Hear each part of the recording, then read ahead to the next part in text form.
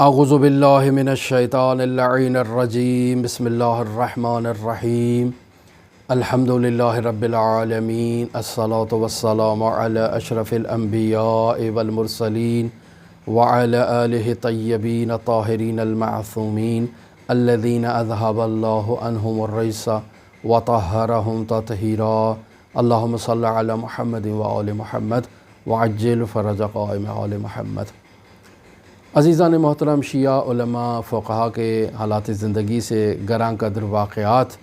اور آج آپ کی خدمت میں آیت اللہ محمد جواد انصاری حمدانی کی زندگی سے ایک واقعہ لے کر حاضر ہوا ہوں۔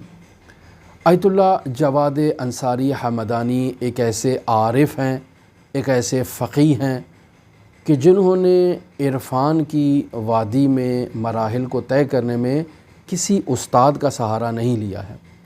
لہٰذا ایک بحث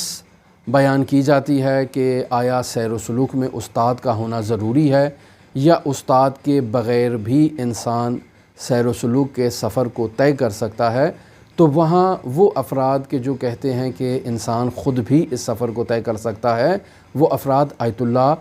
محمد جواد انصاری حمدانی کی مثال دیتے ہیں کہ انہوں نے بغیر استاد کے ان سلوکی مراحل کو طے کیا۔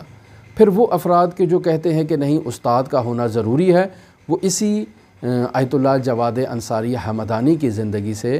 جواب دیتے ہوئے کہتے ہیں کہ اگر وہ کسی استاد کی خدمت میں جاتے تو وہ زیادہ جلدی ان سلوکی مراحل کو طے کر سکتے تھے، اور پھر ان کی زندگی پہ جو اس کے نیگیٹو آثار مرتب ہوئے ہیں وہ نہ ہوتے، چونکہ آیت اللہ جواد انصاری 50 سال اور 55 سال سے زیادہ زندہ نہیں رہے اور ان کا جلد انتقال ہو گیا۔ لہٰذا کہتے ہیں کہ اگر وہ کسی مربی کی زیر تعلیم میں سیر و سلوک کے ان سفروں کو طے کرتے تو شاید باقی عرفاء کی طرح 80-90 سال ان کی زندگی ہوتی یا شاید اس سے بھی زائد ہوتی، لیکن چونکہ اس قدر انہوں نے ریاضتیں کی، مشقتیں اٹھائیں، تکالیف اٹھائیں کہ ان کا بدن نحیف ہو چکا تھا اور وہ اب زیادہ اس دنیا میں زندگی بسر نہیں کر سکے۔ تو آیت اللہ محمد جواد انصاری حمدانی ایک بہت جلیل القدر عارف ہیں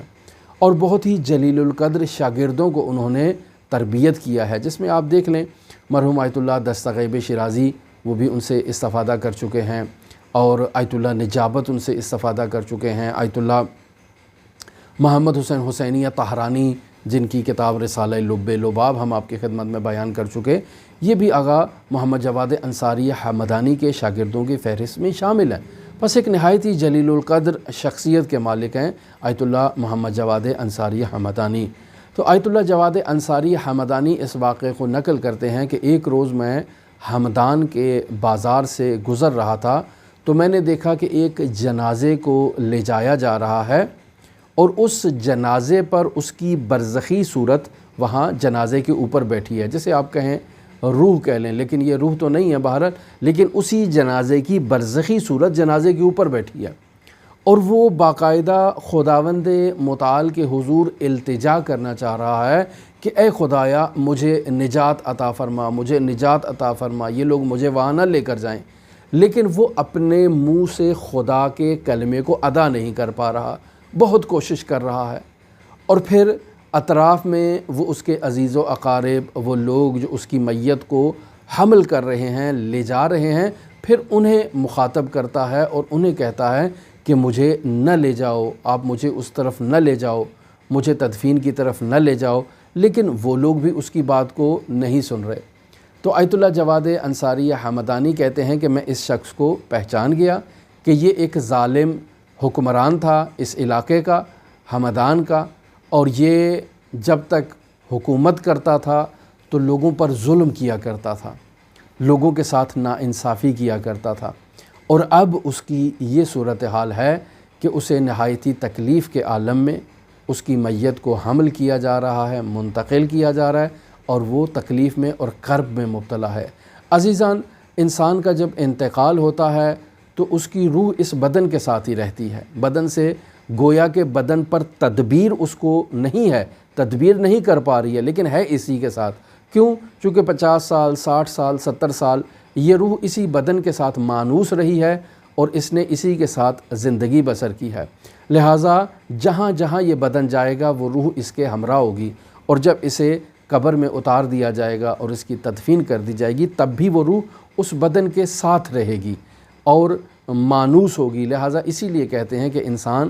جب مؤمنین کی قبروں کے پاس جاتا ہے اور وہاں جا کر دعا کرتا ہے تو گویا کہ وہ روح انسان سے مانوس ہوتی ہے اور انسان سے رابطہ قائم کرنے کی کوشش کرتی ہے۔ کیوں؟ چونکہ وہ اس بدن کے ساتھ ہے جس بدن پر آپ آ کر فاتحہ خوانی کر رہے ہیں اور جو اس قبر کے نیچے ہے۔ لہٰذا ارواح مؤمنین سے رابطہ پہلے بھی بیان ہو چکا کہ طلوعین کے درمیان انسان جائے قبرستانوں میں اور جا کر وہاں پر فاتحہ خوانی کرے۔ لیکن آج کے اس واقعے سے ہمیں یہ درس ملتا ہے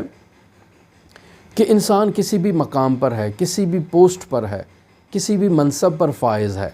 اسے دوسروں پر ظلم کرنے کا حق حاصل نہیں ہے۔ لہٰذا جہاں تک ممکن ہو سکتا ہے آپ لوگوں کے کام کریں، لوگوں کی خدمت کریں، اخلاق سے پیش آئیں ان کے ساتھ، کسی بھی منصب پر فائز ہیں۔ مثلا آپ اگر شناختی کارڈ کے آفس میں کام کر رہے ہیں تو جو ارباب رجوع ہیں جو آپ کے پاس آتے ہیں آپ ان کے ساتھ حسن سلوک برتیں، ان کا احترام کریں، ان کو رسپیکٹ دیں، ان کے کام کو فوری انجام دینے کی کوشش کریں انہیں تکلیف نہ ہو، وہ لائنوں میں انتظار نہ کریں۔ یا اسی طرح کسی بھی آفس میں آپ موجود ہیں جس آفس میں لوگوں کا رابطہ ہے اور لوگ آ کر اپنا کام انجام دینے کے لیے وہاں پر آتے ہیں، بینک ہو گئے، ریلوے اسٹیشنز ہو گئے یا کوئی بھی جگہ ہو گئی، یہاں آپ کی ذمہ داری ہے کہ آپ لوگوں کے کام کریں۔ سب سے بڑا دین یہی ہے۔ مرحوم آیت اللہ فاضل لنکرانی رحمۃ اللہ علیہ کا وہ معروف جملہ، واجبات پر عمل کرو، محرمات کو ترک کرو اور مستحبات کو رہنے دو، جاؤ جا کر لوگوں کی خدمت کرو۔ اور اگر قیامت کے دن تم سے سوال کیا جائے کہ تم نے مستحبات کو انجام کیوں نہیں دیا تو ان کو کہنا فاضل نے کہا تھا کہ دین صرف یہی ہے، میں نے 50 سال اسلام کو پڑھا ہے، کھنگالا ہے، اس سے بڑا اسلام کچھ نہیں ہے کہ آپ اپنے دفتر میں آئے ہوئے لوگوں کی خدمت کریں، مؤمنین کی خدمت کریں، مسلمانوں کی خدمت کریں، جہاں تک ہو سکتا ہے انسانیت کی خدمت کریں۔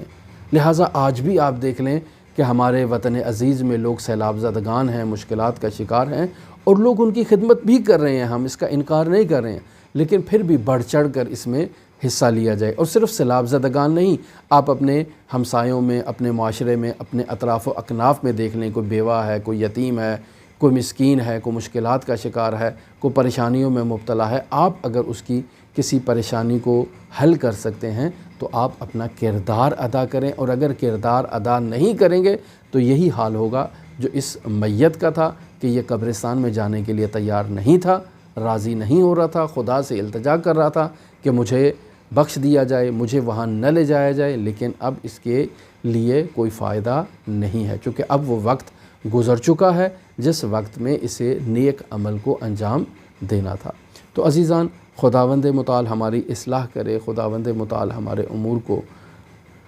درست ہمیں انجام دینے کی توفیق عطا فرمائے۔ امام زمان اجل اللہ تعالی فرجہ الشریف کے ظہور کی دعا کے ساتھ آپ سے اجازت چاہتے ہیں۔ اللہم صلی علی محمد و آل محمد وعجل فرج قائم آل محمد۔